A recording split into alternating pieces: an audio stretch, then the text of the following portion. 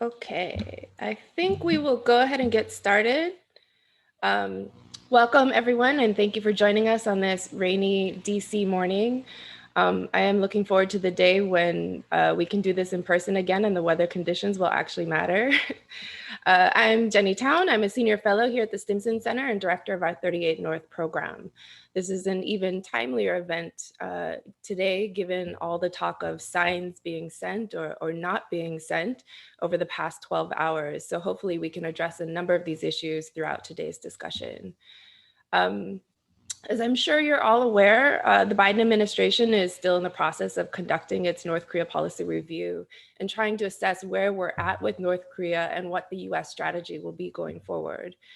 While not much was revealed early on about the administration's thinking on North Korea, we have started to see glimpses of that over the past week as Secretary of State Blinken and Secretary of Defense Austin took their first trip to Asia, meeting with stakeholders and counterparts in Japan, South Korea, and with the Chinese as well, and demonstrating a clear focus on Asia as a foreign policy priority for the administration. But what did we learn from that, especially when it comes to Korea? Well, one of the messages we've seen conveyed over the past weeks is a real emphasis on reaffirming the importance of alliances and trying to clear up issues like what had become prickly military burden sharing agreements with both South Korea and Japan. Getting those lingering sources of tension out of the way helps start to rebuild some of the trust that's been lost over the past few years and create space to deal with bigger issues in a more meaningful way. And one of those issues is, of course, North Korea. One of the key messages to come out early and consistently through this policy review process has been an emphasis on restoring a consultative process when dealing with North Korea, as we presumably with our allies are stronger together than acting alone. But while greater consultation on North Korea policy has been welcomed by Seoul especially, there are still concerns over whether consultation will actually lead to consensus, as there does seem to be differing objectives in Seoul and Washington, and certainly different timelines for action in the two capitals, as well as questions about whether US ROC and US DPRK relations will become dependent on greater US China strategy and initiatives. So we're happy to have with us today an amazing panel that brings with them a wealth of experience to help us make sense of the messages we've been hearing over the past weeks and what this likely means for relations going forward from various sides of the story. With us today is Suzanne DiMaggio, a senior fellow at the Carnegie Endowment for International Peace and the co-founder and chair of the Quincy Institute for Responsible Statecraft. Robert Carlin, a non-resident fellow with our 38 North program here at the Stimson Center and a visiting fellow at the Center for International Security and Cooperation at Stanford University. And my colleague Joel Witt, a distinguished fellow now at the Stimson Center in Asian and Security Studies and the former director of 38 North. I welcome the three of you. I would like to note before we get started that please feel free to pose questions at any time in the Q&A box, and we'll try to get to as many as possible throughout the hour.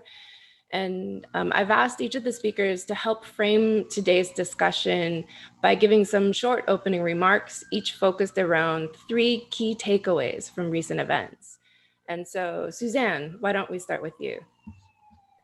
Thanks so much, Jenny. Great to see all of you, this distinguished panel, and great to be joining you today.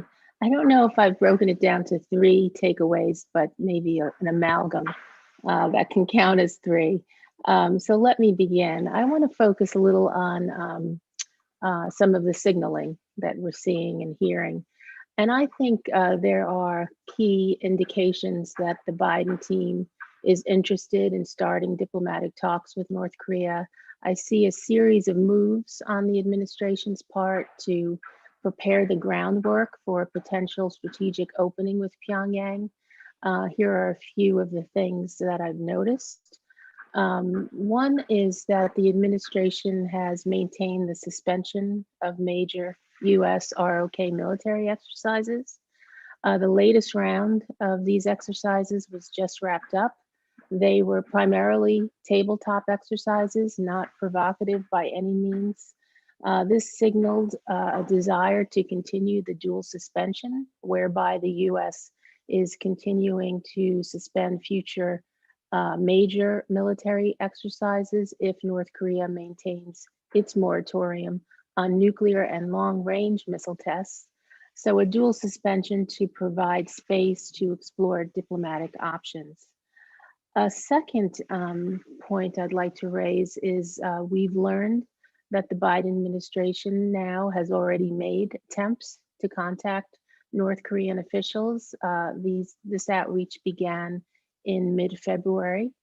I think doing this outreach, even while the policy review is yet to be completed, is very smart move by the Biden team. In fact, it's one of the recommendations we put forward in our recent report. I think a link is in the chat. It's not, Pyongyang has not responded yet. This should not be interpreted as a rejection on Pyongyang's part. In fact, it's not surprising. Since the failure of the Hanoi summit over 2 years ago now, the North Koreans have pulled back from official engagement with the United States. Talks hit an impasse, and interactions since that time have been extremely limited. This impasse has been hardened by the COVID-19 pandemic. So these are attempts that the Biden team should continue to make. It will likely take some time to hear a response or even any indication that the North Koreans are contemplating the messages. Another point I wanted to raise is that while in Seoul, Secretary Blinken offered a repeated no comment when he was asked about both Kim Yo Jong and Choi Son-hui's recent statements. Instead, he emphasized that he's most interested in the comments of our allies and partners. So this is a clear attempt and to avoid the prospect, I think, of igniting tit for tat barbs between Pyongyang and Washington. It signals, I think, a sharp move away from the previous administration's personality driven rhetoric and perhaps and hopefully a return to quiet diplomacy. Another point I think just happened over the past day, and that is the Biden teams is conveying a very measured response to North Korea's recent missile tests, calling them normal military activity, not a provocation, clarifying that the missile test is not covered by the UN Security Council resolutions. Biden himself said it's business as usual. There's no wrinkle in what they did. There was an apparent agreement between Seoul and Washington to not release the news of the test. So I see a concerted effort not to overhype its significance in the way that, frankly, some pundits are doing. It remains to be seen, of course, if this move by North Korea was an opening salvo to more missile tests or if it really was simply business as usual, as President Biden said. So all in all, these moves suggest to me that the Biden team is keeping the door open to diplomacy and signaling strong interest in engaging North Korea. The North Koreans likely are waiting to hear more about the Biden team's policy review, which is expected to be completed in the coming weeks. While in Asia, Secretary Blinken said that the policy review involves an open mind towards both different kinds of pressure points that might convince the North Koreans to make progress, as well as different kinds of diplomacy. Beyond this, he revealed very little about the scope or direction of the review. And in my mind, it's raised more questions than answers. So some key questions, given the continuity in personnel from the Obama team, will the Biden administration focus on restoring the Obama era approach, in other words, some version of strategic patience, or will they really see this as an opportunity to think anew and set a path towards a different approach? If the intention is to return to the Obama policy, let's call it strategic patience 2.0, it's very difficult to imagine a diplomatic effort getting off the ground with the North Koreans, let alone being sustained. However, if a different approach is pursued, one that combines the lessons from past experiences with more realistic goals and a step-by-step process, I think this will open possibilities of reviving diplomacy with North Korea. I just want to conclude with one additional point, and that is we know the North Koreans are listening very carefully. I'm sure they followed Secretary Blinken's visits very closely. And here's where I think he may have missed an opportunity to engage in some public messaging on the substance of what a new approach could entail. What we heard was a emphasis on denuclearization. Unfortunately, the use of the phrasing between the US and South Korea was different, with the US referring to the denuclearization of North Korea and the South Koreans referring to the denuclearization of the Korean Peninsula. And of course, the peninsula language has been used in every US ROK joint statement since 1992, as well as the UN Security Council resolutions on North Korea. I think it's notable that South Korean Foreign Minister Chung corrected the record at a joint press conference near the end of the trip, stating that peninsula is the correct language. So this was unfortunate because I think it conveyed Washington and Seoul are not reading from the same script. It highlighted the potential different objectives that Jenny referred to between Washington and Seoul. And beyond that, I think the US missed an opportunity to signal its importance attached to the inter-Korean dialogue. There was very little reference to the peace process on the Korean Peninsula. There was no indication of a readiness to approach a peace regime and the denuclearization of the Korean Peninsula on equal footing. I think this is the sort of language that would get the North Koreans' attention, and it was missing. Thank you.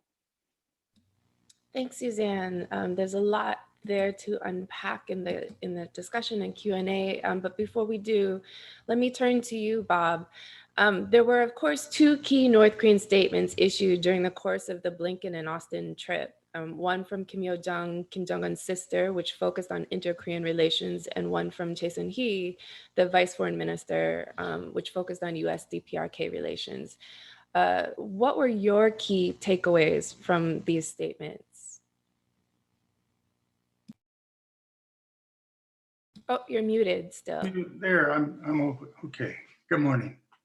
I'll answer that. I want to follow up on some of the points that Suzanne made as well. Looking at things either from the North Korean viewpoint or the data points we get from examining more closely, as you suggested, what the North Koreans have said and done. The first thing to remember, and this is the real heavyweight piece of evidence, is what Kim Jong-un said at the Party Congress in January. He portrayed in positive terms the Singapore joint communique and implied, I think, that it could become the basis for resumed engagement and negotiations. The reason that's so important is that neither Kim Yo-jong nor Chae would go against that. Neither of those statements can be read in anything other than the light of those remarks by Kim in the Congress.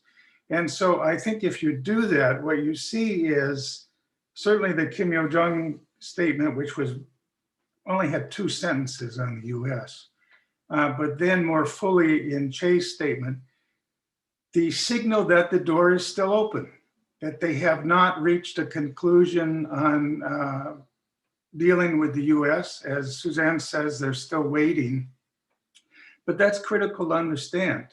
The North Koreans could easily have become more negative at this point if they had wanted to. Chae's remarks have a sharp edge to them, but if you look at all the formulations very carefully, none of them are concluding that this game is over, that they still can't start the dance. bolstering that impression is if you look at what Kim Jong-un has been doing over the last couple of months. Last year at this time, he had already appeared 5 times in the field with the Army at fairly major exercises. And then one of them stripped to his undershirt watching, watching the troops. This year, not a single appearance with the military. In fact, what has he done? He did a very long meeting in Pyongyang with the chief secretaries of city and county parties. Why is it important? Because these are the people who are actually going to implement his new reform policies. I know a lot of people think Kim made a U-turn on reform at the Congress. I think that's a misreading of what he did. And the second thing to note is that over the last year, Kim has had 22 high-level party meetings. Why is it important? Because in the previous 7 years, he only had 11. This is an enormous push by Kim to revamp, revitalize, refocus the internal machinery. And as long as he's on that, and he's, as he just did yesterday, he opened the construction for 10,000 new apartments in Pyongyang. That's what focuses people's attention internally. That's what the factories are doing. In fact, that's what the Army is doing. The Army brass is going to be very, very focused on those apartments because they know Kim wants to see progress there. So in my mind, these are all positive things. We only have a couple of negative things. One of them was Kim exchanged messages with Xi Jinping on Monday, I think. The North Koreans, in their report on Xi's message, left out a very key phrase, what I assume the Chinese meant to be a key phrase. And that was, where is it here? She said the Chinese were willing to work with the DPRK side and other related parties to stick to the direction of a political settlement of the Korean Peninsula. It's an odd phrase. I don't think the Chinese have used it before. I don't know why they put it in there, but as far as I'm concerned, the North Koreans didn't like it. That's why they didn't repeat it. So the idea that the Chinese and the North Koreans are going to be marching lockstep moving forward is a mistake. I think there's some differences there that we need to keep our eye on. And finally, I know there was a lot of attention on the 2 anti-ship missiles that were fired the other day. As has been widely observed now, those aren't really very important missiles. It's not a big deal. What's important, I think, is where they were fired, into the West Sea. And at the same time, we're getting news that the North Koreans are moving multiple rocket launchers onto the islands in the West Sea. If that means that Kim has something up his sleeve in terms of ratcheting up tensions in the West Sea, it's a bad thing because the West Sea is such an explosive place. And last point, the Malaysians extradited a North Korean citizen to the US. It's been going on. It's a case that is long-standing, but like BDA, it sort of dropped right into the middle of a sensitive diplomatic moment. The North Koreans responded, I think they went, well, it's not my job to judge how they went, but they certainly were vigorous in their response. They cut relations with Malaysia. The question is going to be, is this like BDA as far as the North Koreans concerned, or does it just slide off the radar screen? And we'll have to see. So on balance, I think the door is open. They're waiting for the Americans to move. But we've got a few little prickly things underneath that we got to keep our eyes on.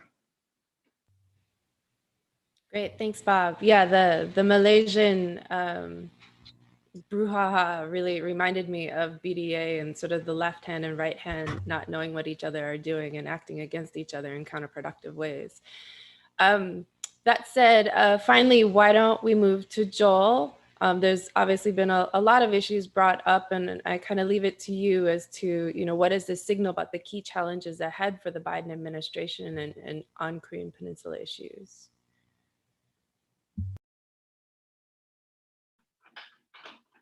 So thanks, Jenny. Actually, what I was planning on doing was to sort of pile on to some of the things Suzanne said, and particularly focusing on Secretary Blinken's trip and what were the outcomes of that. So let me just make a couple of points about that. First of all, I agree with everything or almost everything Suzanne said. I think in some ways he was very careful about his statements, but there were also, I think, mistakes made. So what I would say is that the trip was a shakedown cruise for the administration, for Blinken, in terms of dealing with the issues we're talking about today. And I don't mean that necessarily as a criticism, because if people recall Rex Tillerson's first trip to Northeast Asia, there were missteps as well, many of them self-inflicted. And I also don't mean to compare Secretary Blinken to Rex Tillerson. Tony Blinken's a smart guy. He started out as an expert on Europe and the Middle East, but during the last 2 years of the Obama administration was deeply involved in North Korea policy, largely working with allies. So he has a good feel for that. So what I would say is the shakedown cruise, the main result was just getting to know the people involved in the allied capitals, listening to them, and of course, talking to them about what's going on in terms of the policy review. Second, what I would say is there are gaffes and there are gaffes.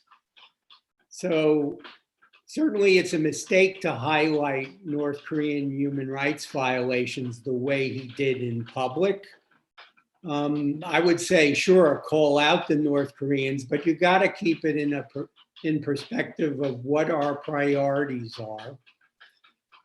And also, there are probably a number of South Koreans who viewed what he said as a criticism of them too, given recent legislation in Seoul to restrict the activities of human rights activists.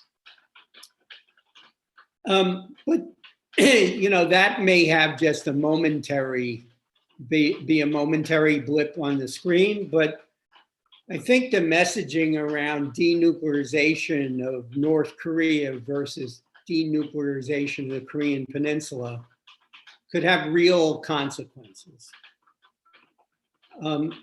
First of all, there were differences among the Americans themselves.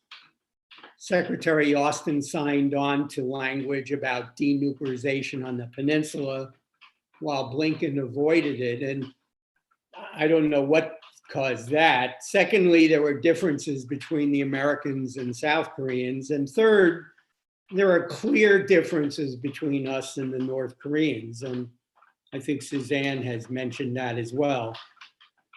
All of this could be because of sloppy staff work, and it'll turn out to disappear, but it could also be a serious problem. If it is intentional, what it does is it signals from the get-go that the United States has ruled out discussion of ending its nuclear threat to North Korea. When the North Koreans talk about the American nuclear threat, they're essentially saying they want US troops withdrawn from the peninsula. And with them would go the whole idea of extended deterrence, protecting the South Koreans. That should be a discussion that is held later on, not at the beginning of any attempt to engage the North Koreans. because first, it could be a difficult discussion, but secondly, things can change if a process of negotiations move forward. And as Bob has experienced, and any of us who understand the history know, the North Koreans go back and forth on the issue of whether US troops should remain on the peninsula. So we don't want to derail the whole process before it even has a chance to get off the ground. Third main point having to do with China, I understand why Secretary Blinken said that China should use its tremendous influence to persuade the North Koreans to denuclearize. I probably would have said the same thing, but I hope he really doesn't believe that. And the reason I say that is because we've fallen into that same trap over and over again over many administrations, the idea that China's gonna save our bacon on the Korean Peninsula. And that just isn't gonna happen. So as we say in our review, the objective here should be to make sure China does no harm, and we can do that through a variety of means, including keeping them informed about what we're up to. Those are the three main points, but I want to take a step back just very quickly to remind everyone what this is all about. It's not about engagement or not engaging North Korea. It's about our security interests and the interests of our allies. And when I say that, what I would note is there has been a growing discussion in South Korea that has gotten virtually no attention in the West about whether South Korea should, its future as a non-nuclear state. Now that may include bringing US nuclear weapons back or building their own. And I think as most Korea watchers know, this has been a debate that's been going on ever since 2006. But it's getting worse and worse and worse, including, as I've mentioned before, in 2016, the South Koreans took a serious run at the Obama administration to bring back tactical nuclear weapons. So I think we need to pay attention to this because it's not just something conservatives are saying, it's something other political groups are saying, and it reflects Korean nationalism, not just political ideology. And this is something we definitely want to head off. So why don't I stop there, Jenny, and I'll turn it back over to you. Great, thanks, Joel. And this is a message that I have been hearing from South Korean speakers at different conferences as well, is if we can't solve the North Korea problem, why not let South Korea cross the nuclear threshold? So it is definitely much more of a mainstream conversation now than it has been in the past. If we turn to Q&A, we do have a number of questions here. The first one from Jesse Johnson with the Japan Times. I think, Joel, you've answered most of it already, but there is a part of this that talks about this discrepancy between denuclearization of North Korea and denuclearization of the Korean Peninsula, and how this could impact trilateral cooperation, and if there's any sense that denuclearization of North Korea was used because it was Tokyo's favored language rather than South Korea's favored language. And I wonder if you have any comments on, how that discrepancy might play into the alliance and trilateral cooperation. Joel, maybe we start with you. I don't really know what the Japanese said to Blinken and Austin, although I guess that language was used in Tokyo, denuclearization of North Korea.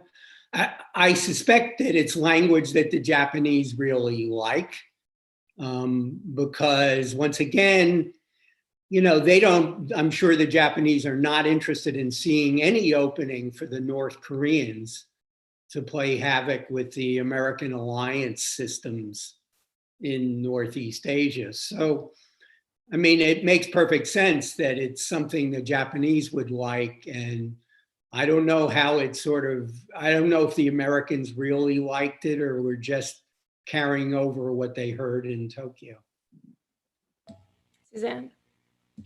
Yes, just quickly on what Joel just said, I think it's clear that the administration is putting an emphasis on rebuilding this alliance system, particularly with South Korea and Japan.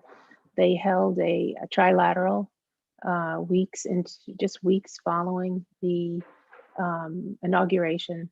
So a clear effort to reduce those tensions and increase not only bilateral cooperation between the US and Japan and US and ROK, but also trilateral cooperation, which given the state of Japan-South Korea relations is going to be hard to pull off.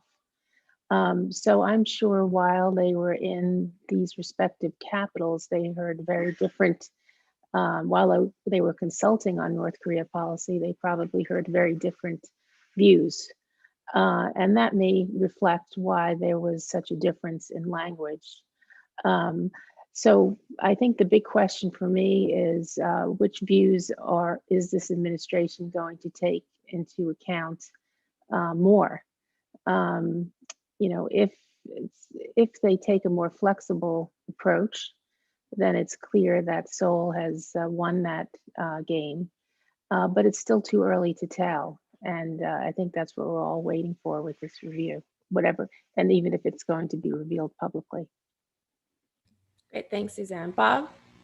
Let me go back to the first point I made, which was in the Party Congress, Kim Jong-un signaling that the Singapore joint communique could still be something useful. In that communique, it uses the language denuclearization of the Korean Peninsula. For the Secretary of State to use different language, if I'm sitting in Pyongyang, I'm thinking to myself, okay, they don't want to go back to Singapore. They can't go back to Singapore and use that denuclearization of North Korea language. And so whether or not it was intentional, I think it made it tougher for the administration to reach back to Singapore in some way if they're looking for a good starting point. That's a good point. Thanks, Bob. Why don't we move on? There's a question from Eunjung Cho, who's with the Voice of America. She asks, why do you think North Korea test fired the short-range missiles? Was this to force itself onto the priority list for the Biden administration and gain leverage in possible resumption of talks in the future? And your take on Biden administration's reaction. I think we've heard a little bit of this so far, but just to answer this question, go ahead, Joel. Oh, you're muted still. Right. I'm sure people have taken the opportunity to Google North Korean anti-ship missiles, and what they would have discovered is the North Koreans last April fired the same missiles off in response to US exercises.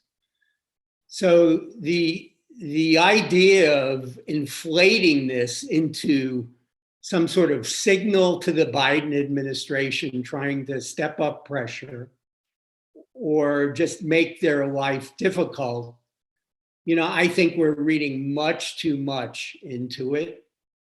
And it seems to be the emerging consensus, but I mean, that's about all I could say. I wouldn't see this as a big provocation. And on a scale of 1 to 10, with 10 being an ICBM launch and 1 being firing off mortar shells, this is probably like a 2 or 3. Bob, did you want to add to that? Well, if Kim Jong-un had been at the firing, then it would have been a big deal. He wasn't there. They fire off anti-ship missiles, I don't know if I would say annually, but very, very frequently during this period in the spring. And it doesn't cause a ripple. So I think the Washington Post was just hyperventilating on this. Just a quick comment for me. Sure. I Go think ahead. the Biden administration's response to these tests and from the president himself have been, as I said before, very measured and restrained.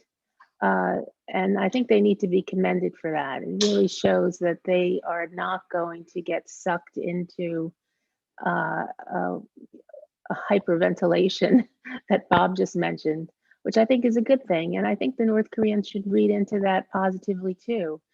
It may indicate that the Biden team recognizes this is going to be a long game to play with North Korea. They've already reached out. They're not going to get sucked into everything that the North Koreans do and read into it as a provocation or a test for the administration.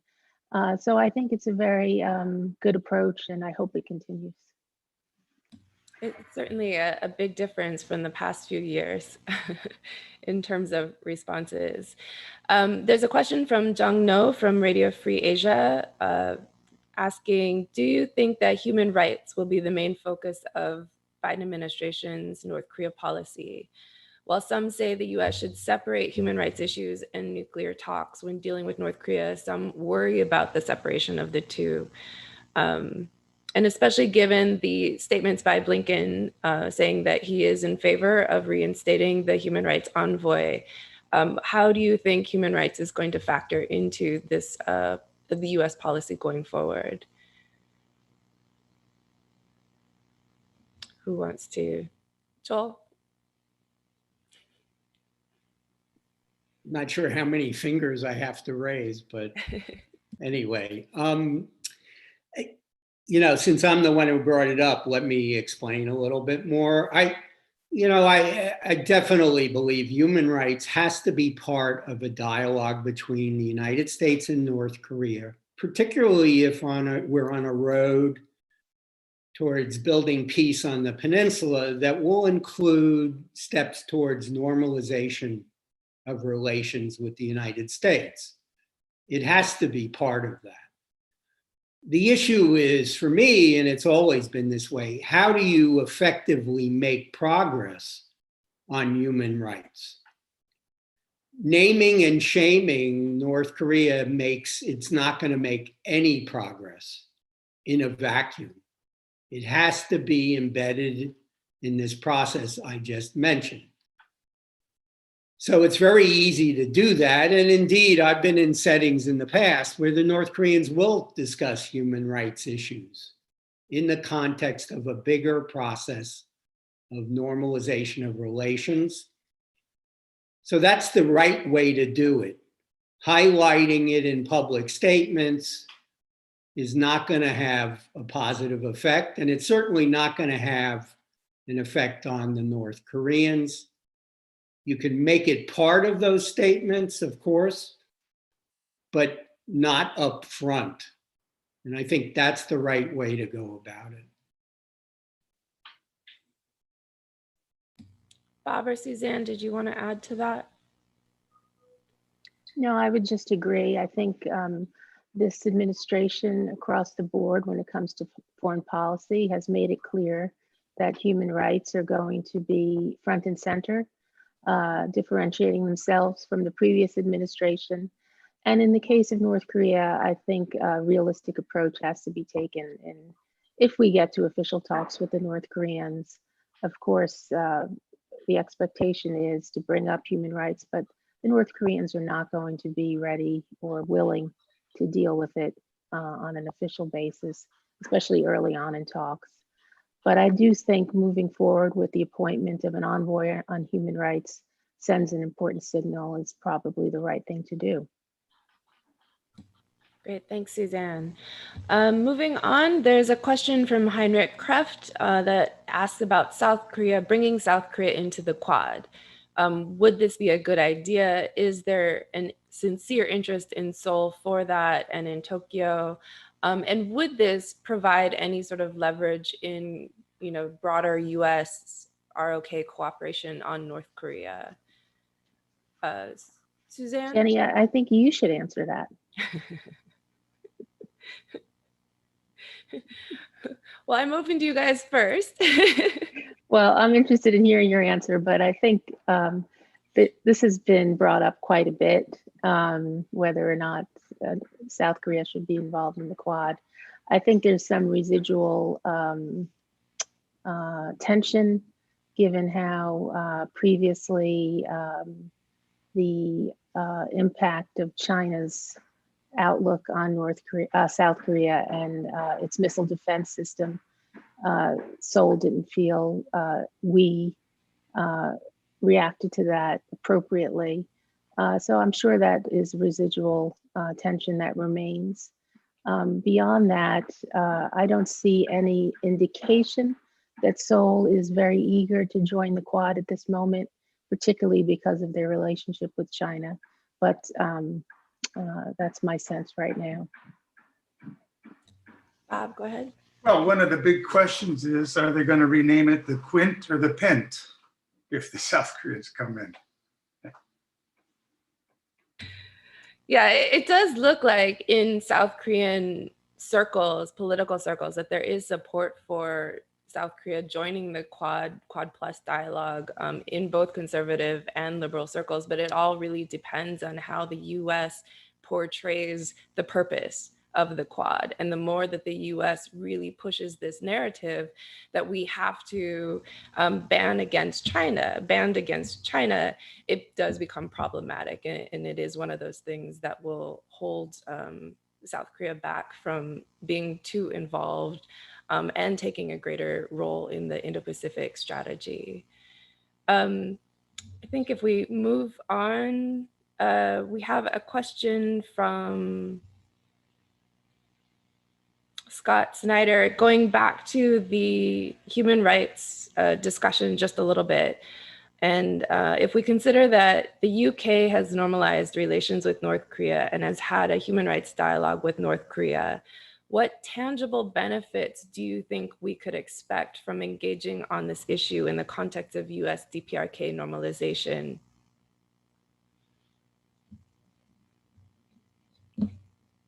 Joel? I can't predict, where that dialogue might go or how it might proceed if the United States and North Korea had a human rights dialogue. What I would say is that, one way of envisioning it would be a phased approach, a step-by-step approach, which would start with small steps on the part of North Korea and grow. I think many in the human rights community would like to start with North Korea's gulag as the main priority, and I don't think that's going to happen. So to me, a realistic human rights approach is embedding it in the normalization process and starting step by step on issues other than something like the gulag. For example, the North Koreans have signed conventions that, protect the rights of the handicapped, other issues like that sort of start moving towards the main issues. To me, that's the only way you're going to get progress on this. There's a North Korean foreign ministry statement came out yesterday, severely. Oh, Bob, you went mute. Yeah, North Korean foreign ministry spokesman statement yesterday on human rights and the EU. And I think it's a shot across our bow.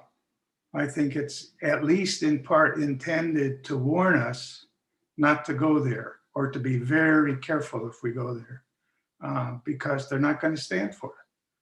And unfortunately, they have the whip hand on that, because there's only so much we can do. We've already emptied the sanctions basket in a sense, so we don't have a whole lot of pressure. And what they're saying is, don't do it. Let's talk about things that are important. Second thing we have to ask ourselves is, what good do we do the people we're trying to help if we push this human rights thing too far? The algebra, the calculus that we use sometimes, for example, doesn't make any sense. If we used to give food to countries based on need, the US position was if the UN says there's a food need in a country, the US didn't look to see who the government was. They just said, okay, we'll contribute. We stopped doing that a while ago. And I think it was to our detriment. I think we need to get back, if we're going to talk about morality, we should start looking at how we can improve our own position on that issue. Thanks, Bob. I would just add to that as well is that, human rights covers a wide range of issues. And one of the areas where there could be positive progress as part of a normalization dialogue is really on labor rights and labor practices. And especially if you're talking about things like the Kaesong Industrial Complex and, allowing for certain types of business to resume with better international standards on how they're practiced in order to improve the rights of the people involved. So we have about 10 more minutes. We'll take a couple more questions. Here's one from Daryl Rico Das. Kim Jong-un recently announced a nuclear weapon and ballistic missile buildup in his 8th Party Congress speech. Is this action designed to convince the US that the time for discussion of denuclearization is over, or is there still room to move towards normalization with this statement more and these ambitions being more performative? And so, where do those ambitions stand when it comes to US DPRK relations? Suzanne? Brief response to that. I think, this question comes up, should the US drop denuclearization as a goal? And because it's unrealistic. I disagree with that approach. I think we should maintain it, but we should put a more realistic spin on it, move away from CIVID, place it as an end goal with steps to be taken in the interim. Most importantly, we shouldn't give up on it because there's no indication that the North Koreans are demanding or suggesting that we do. If you look at the two most recent documents that they signed, both the Panmunjom Agreement with Seoul and the Singapore Declaration with us, they seem quite happy with the language of denuclearization of the Korean Peninsula. So why should we back off from it if they're not? Joel, go ahead. You're still muted. Just to take a step back, maybe Bob and I would be dating ourselves talking about how long we've been working on this issue. And one of the takeaways from decades of experience is we're never going to know how serious the North Koreans are until we get into a deeply involved long-term discussion of this issue. We can read all the tea leaves we want, all the statements they make, everything they do as meaning one thing or another, but we're never really going to know until we sit down and have this dialogue. And the dialogue has to be more than just one day meeting or 2 days of meeting. It's going to have to be sustained. So I understand why the question is asked. And, I'm not going to give a definitive response because I don't think there is one. Okay. Bob? Well, you can bet, given as Joel suggested, if you want to go back 20 years or so, you can bet a lot of money that they're not going to stop developing their program, either missile or nuclear, until there's a reason, primarily from the Americans, to stop it. They'll do it more or less in public. They'll dial up or down partially based on political considerations. But from a technical sense, I would not think that they're going to back away from that program at all until, like I said, until something else is happening with the Americans to cause them to think about going a different route. Great, thanks, guys. Another question that's come up from Isabel Hilton is, how concerned are you about the reported depletion of the diplomatic and NGO community in North Korea? And as a part of that, what is your assessment of the food situation for this spring, given all of the problems that North Korea's had over the past year? Maybe Bob, if we could start with you. Real quick, could you repeat the last part of that sentence? What is the estimation or expectation for the food situation in North Korea for this year? I really haven't seen anything that I could hang my hat on. I know they had bad weather, but they've had bad weather before. The markets seem to be a buffer against a really significant depletion. Daily NK, which normally repeats anything negative they can find, really isn't suggesting a serious food shortage. So I just have a big question mark about that. Any comments on the lack of foreign diplomatic and NGO staff in North Korea?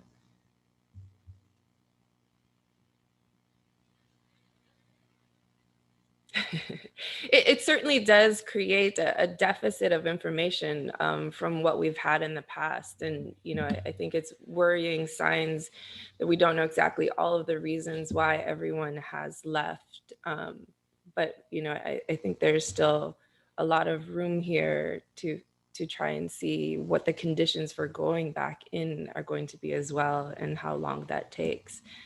Why don't we move on?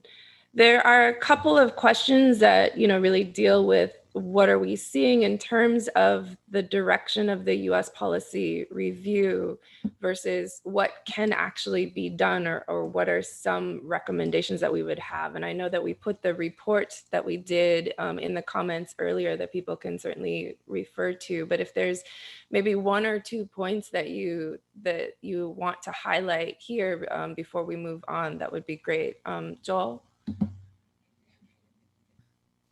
I think Suzanne's made a number of good points about this.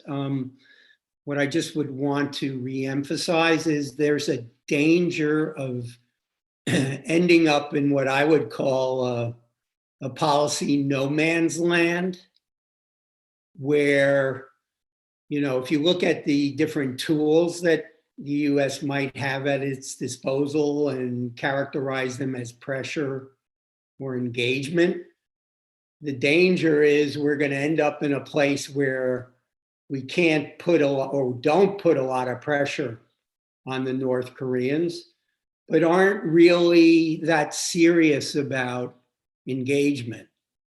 And that's what the Obama administration fell into for a lot of the second term.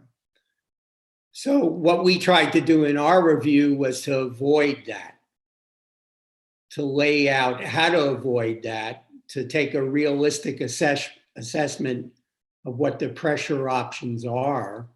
And they are quite limited unless you're willing to have a head-on clash with China.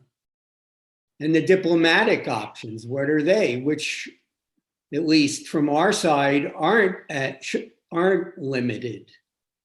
There's a lot we could do. And of course, it depends on the North Koreans responding, and that's not guaranteed. So, that's how I would frame it. And I am somewhat concerned that we can end up in a policy no man's land, but I'm going to try to remain cautiously positive at this point. I think one reason to be a little positive, Joel, is if you think back, there was a piece written by Kurt Campbell and Jake Sullivan, I believe, in Foreign Affairs last year, where they indicated the mistake of strategic patience. I'm just paraphrasing, but I think really saying it was an overly deliberative process. It took so long, took too long. And meanwhile, the North Koreans did a lot of provocative things that then precluded engagement. So they seem to be aware of that, and hopefully with this review, they're avoiding it. But just to answer the questions of some specifics, I think, you know, there is, what in the review could the North Koreans respond positively to? I mean, this is one way to approach it, is how to get their engagement. And we offer some ideas in the paper we just referred to. I mean, one thing we suggested the Biden administration, to their credit, have already done, and that was to seek engagement while carrying out this review. In other words, don't wait. Maybe they learned from the Obama experience, administration experience. The other one, I think, is to find a way to convey to the North Koreans that there is a readiness to reaffirm the principles of the 2018 Singapore Declaration, which, after all, was signed by Kim Jong-un. There may be some inclination by some in the current administration to trash that because Trump's name is on it. But I think more importantly, Kim Jong-un's name is on it. It is just a one-page document. It's by no means a detailed agreement or a roadmap. But I think if we looked at it as an initial statement of principle, it could offer a solid starting point, and it could be a face saver for Kim. The other point I already talked about, and that is to seek the continuation of the dual suspension. I think that would be very important. And the third I would just bring up now is finding a way to convey to the North Koreans that there is an intention to move away from CIVID toward a more realistic approach. I don't know if this is where the policy review is going to land, but unless they do, I don't really see that much progress will be made. The North Koreans have been clear in rejecting the approach pursued by the Trump administration at the Hanoi summit, which insisted they fully denuclearize as well as give up their missile, biological weapons, chemical weapons up front before receiving any concessions. That approach needs to be put aside because it's just simply unachievable at the moment and in the immediate future. But beyond that, as Joel has said, who knows? So a more realistic way forward is to begin by identifying achievable goals and taking a incremental action for action approach. The first step should really emphasize halting the development of new warheads, long-range missiles, slowing the production of fissile material. Those are the sorts of things that should be pursued up front.